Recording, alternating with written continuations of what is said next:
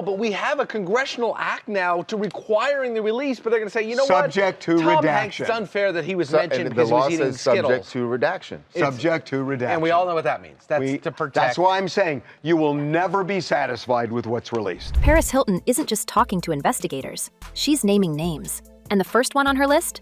Kim Kardashian. We've learned from sources close to the case that Paris has been quietly cooperating with federal agents for weeks, handing over what she claims is proof Kim wasn't just at Epstein's private gatherings. She was part of the operation. And now, the question isn't if Kim's name is in those files, it's how deep the ties go. This isn't some tabloid whisper. It's a direct contradiction of the image Kim has spent 2 decades crafting. The savvy mogul, the protective mom, the woman who outgrew her past. But if Paris's claims hold up, that past wasn't just a stepping stone, it was a blueprint. And the people who know, they're not staying quiet anymore. Here's what we know. Paris has spent years denying she ever met Ghislaine Maxwell, despite photos, witness accounts, and even a composer's sworn testimony that Maxwell eyed her as perfect for Jeffrey. But Kim? She's never been asked, because no one's ever had the receipts, until now. Insiders say Paris didn't just confirm her own presence at Epstein's Island, she placed Kim there too, multiple times. And not as a guest, as part of the scene. The same scene that's landed other powerful figures in handcuffs. The real tension here isn't just about who was where, it's about who's talking now. Paris, once the face of early 2000s scandal, is suddenly the one pointing fingers, while Kim, the queen of reinvention, is the one scrambling to contain the fallout. They're mentally messed up. They're whether you got a $2 billion budget or you got a 200,000, everybody's done. They're going crazy. Suicidal. And the timing? Impeccable. Because right as Paris starts speaking, Kim's legal team is firing off lawsuits like confetti. First, it was Ray J, her ex, who went live claiming the Kardashians were worse than Diddy and under federal probe. Within days, Kim and Kris Jenner hit him with a defamation suit, calling his statements blatantly false. But here's the thing. Ray J didn't pull that claim out of thin air. He referenced an ongoing investigation, one that insiders say is quietly tied to the same network Paris is now exposing. Let's rewind to the Epstein files drop earlier this year. Thousands of pages, names we've heard before, Trump, Clinton, Prince Andrew, but also new details about how deep the connections ran. And buried in those documents, alleged travel logs, party lists, and witness statements that don't just mention Paris. They mention Kim. Not as a victim, not as a bystander, but as someone who, according to multiple sources, was there by choice. Again, there was new names in some of the emails that I think investigators need to look at. In particular, I jumped on the name of a modeling agent who, in a similar fashion to Jean-Luc Brunel, who brought underage girls from overseas to Jeffrey Epstein for abuse. There was another man. What was interesting about this other individual is that he also apparently provided young models for Donald Trump's modeling agency. And not just once. The same sources say Kim's name appears in contexts that go beyond mere attendance, contexts that align with the kind of procurement allegations that have already taken down others. Now, let's talk about the timing of Kim's legal offensive. The moment Ray J's livestream went viral, her team moved fast. But why? Because Ray J wasn't just throwing shade. He was referencing something specific, something that, if true, would connect Kim not just to Epstein's circle, but to the same federal probe that's been quietly expanding since Diddy's trial. And here's where it gets even more interesting. Paris isn't just talking to the press, she's talking to investigators, the same ones who've been piecing together the Epstein network for years, the same ones who, according to leaks, have been asking about Kim for months. We can't ignore the parallels between Paris and Kim's early careers. Both grew up in elite circles, both had parents who moved in the same powerful orbits, and both were young, ambitious, and in the exact places Epstein's network liked to operate. But here's the difference. Paris has always been the one caught in the crosshairs. Her name in the files? Expected. It's layers upon layers. It's those Russian nesting dolls, and you open it, and there's another one in there, and you open it, there's another one in there. Corruptions at all time. Bro, the Epstein files. I heard there's no files. I heard it's a hoax. And then all of a sudden, he's going to release the files. Well, I thought there was no files. Man. He wants an investigation now. Their photos at the parties? Old news. But Kim, she's the one who spent years positioning herself as the exception, the one who got out, who built an empire on being untouchable. And now, Paris is saying that's not just a lie, it's a cover. Let's look at the timeline. In 2000, Paris was photographed with Ghislaine Maxwell and Donald Trump at a New York fashion show. That same year, Kim was just starting to orbit Paris's world, working as her stylist, her assistant, her shadow in every photo. By 2003, Kim's tape with Ray J leaked. A move that, according to insiders, wasn't an accident, but a calculated play. And who was Kim's mentor during that time? Paris. The same Paris who, by her own admission, was being eyed by Maxwell as perfect for Jeffrey. So when Kim's name starts appearing in the same circles, the same parties, the same private islands, the question isn't just whether she was there, it's what she did while she was. And then there's the Diddy connection. We all saw how Kim's name surfaced during his trial, not as a witness, not as a victim, but as someone whose name kept coming up in hushed conversations about procurement, about parties, about the kind of favors that don't get talked about in court. Her, doesn't it? She probably wants to get out early. So I think that we have more digging to do. I think the DOJ transparency effort here is the right thing. But the reason it's on a Friday, Will, is I think there are no smoking guns. There's other places we have to look. Well, Buck, you appropriately... The same kind of favors Paris is now alleging Kim was involved in. And let's not forget, when Diddy's legal troubles exploded, Kim was quick to distance herself. But according to sources, she wasn't just distancing, she was cleaning house, closing accounts, destroying files, shutting down anything that could tie her to that world. The same world Paris is now dragging into the light. Now, here's where it gets even more explosive. Paris isn't just talking about the past, she's talking about the present. About how Kim's team has been working overtime to bury connections, to pressure witnesses, to make sure certain names never see the light of day. And the most damning part? Paris isn't doing this out of spite. She's doing it because, according to her, she's tired of being the only one left holding the bag. While Kim plays the doting mom and the aspiring lawyer, Paris is the one whose life gets picked apart every time a new file drops. And if Kim's name is in those files the way Paris claims it is, the fallout won't just be personal, it'll be legal. We've seen this playbook before. When the heat gets too close, the lawsuits start flying. First Ray J, now rumors of a coming legal battle against Paris. But here's the problem. Paris isn't some random ex or a bitter rival. She's someone with first-hand knowledge, with photos, with witnesses, and, if the leaks are true, with federal backing. And I think these things like Epstein, and there's probably a bunch of other similar operations that are being run, they provide you with like a really good time, or maybe you're a high-profile, extremely wealthy individual, and it's hard for you to get hosed.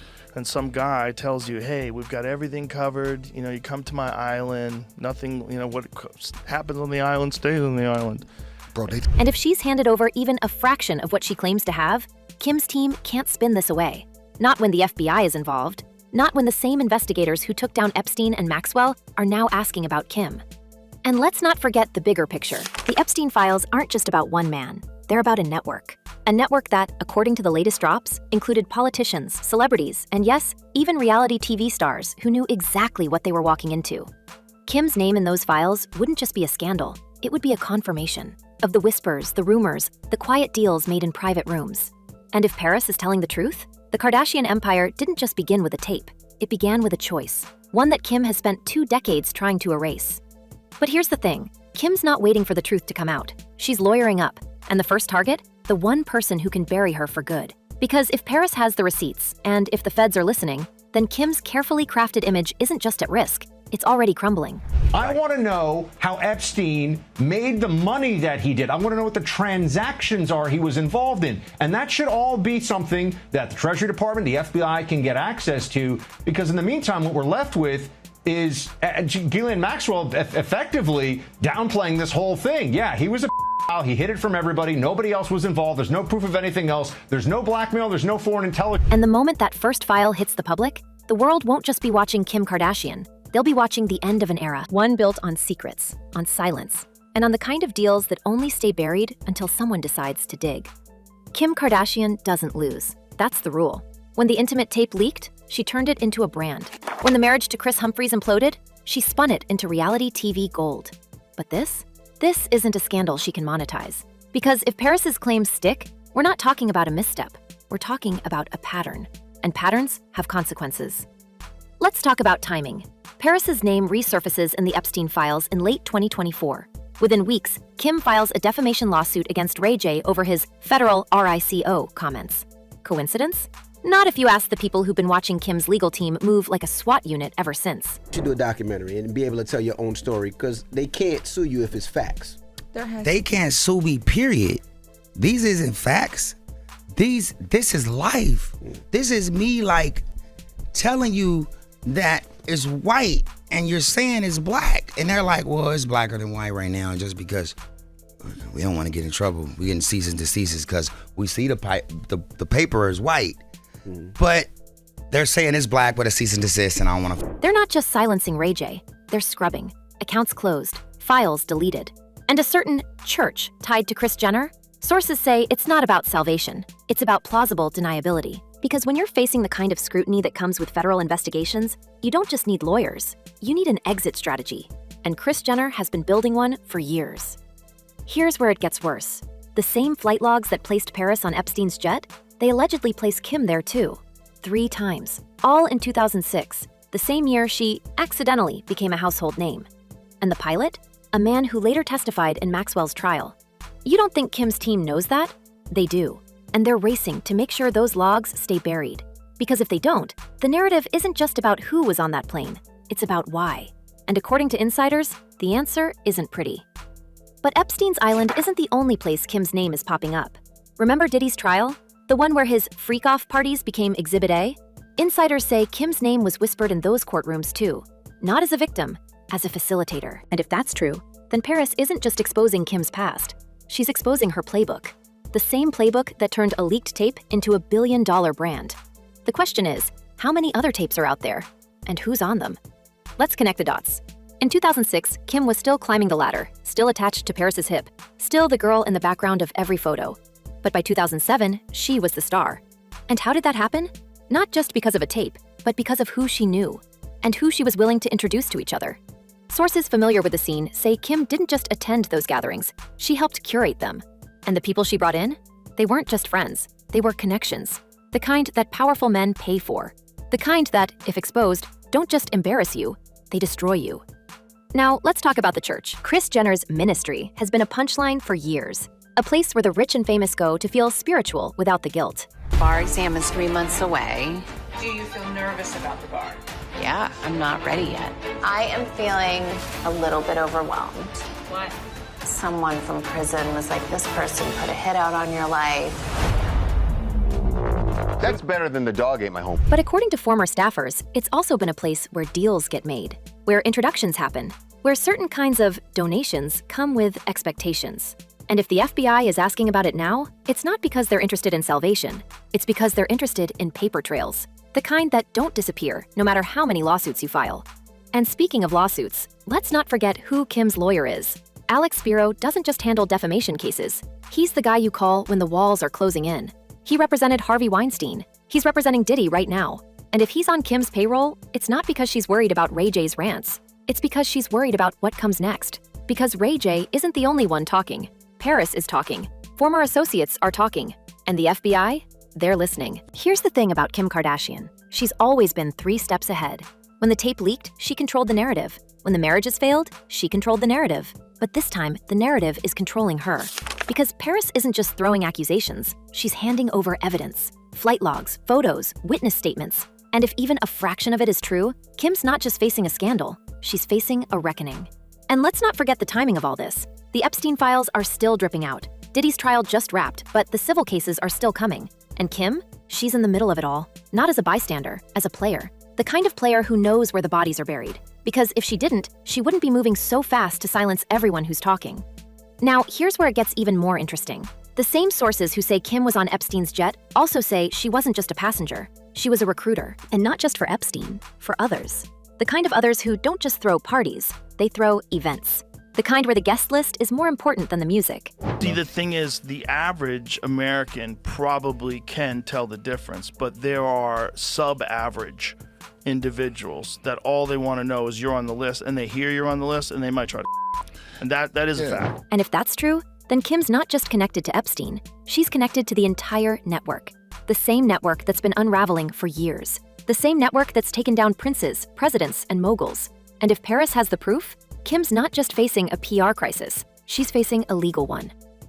And let's talk about the money, because when you're dealing with this kind of scandal, the first thing you do is follow the cash. And Kim's been moving a lot of it lately. Accounts closed, assets shifted, and a certain private equity firm tied to her family? Sources say it's not just an investment vehicle, it's a shield.